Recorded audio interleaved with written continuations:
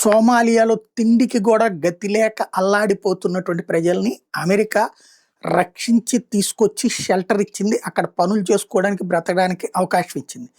అలా బ్రతుకు ప్రారంభించి ఆ పైన ఉన్నత స్థితికి చేరి ఒక శాంతి పోరాట యోధురాలుగా, లేకపోతే గనక ప్రపంచ శాంతి కోరుకునేటటువంటి అమ్మాయిగా ముస్లిం సామాజిక వర్గానికి సంబంధించినటువంటి ఇల్హాన్ ఒమర్ ప్రొజెక్ట్ అయింది.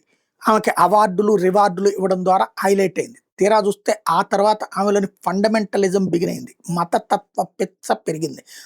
అమెరికాని తప్పుపడుతుంది, అట్లాగే యూరప్ దేశాలని తప్పుపడుతుంది, పాకిస్తాన్ ఓకే అంటది, ఆఫ్ఘనిస్తాన్ సరే అంటది, లేకపోతే కనుక ఏవైతే పాలస్తీనా ఇట్లాంటి వాటన్నిటిని సమర్థించుకొచ్చేటటువంటి విచిత్రమైనటువంటి ధోరణి. అంటే ప్రపంచ తీవ్రవాదాన్ని సమర్థిస్తూ తీవ్రవాద వ్యతిరేక పోరాటాలు చేసే దేశాలు వ్యతిరేకించేటటువంటి వ్యవహార శైలిని అవలంబించుతోంది.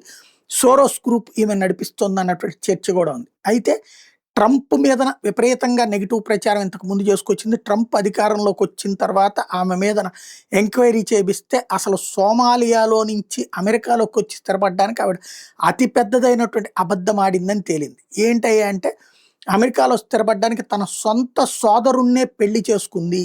ఏది రక్తం పంచుకు పుట్టిన సోదరుణ్ణే భర్తగా చూపించింది, పెళ్లి చేసుకుంది అన్నటువంటి విషయం తేలింది. ఇప్పుడు ఆ వ్యవహారాన్ని కన్ఫర్మ్ చేసినటువంటి వేళ ఆమెని తిప్పి పంపడం ఖాయమంటూ ఏకంగా ట్రంపే ప్రకటించడం అన్నటువంటిది సంచలనం సృష్టిస్తోంది. She made up a story and said the police attacked her son. The police said it was made up.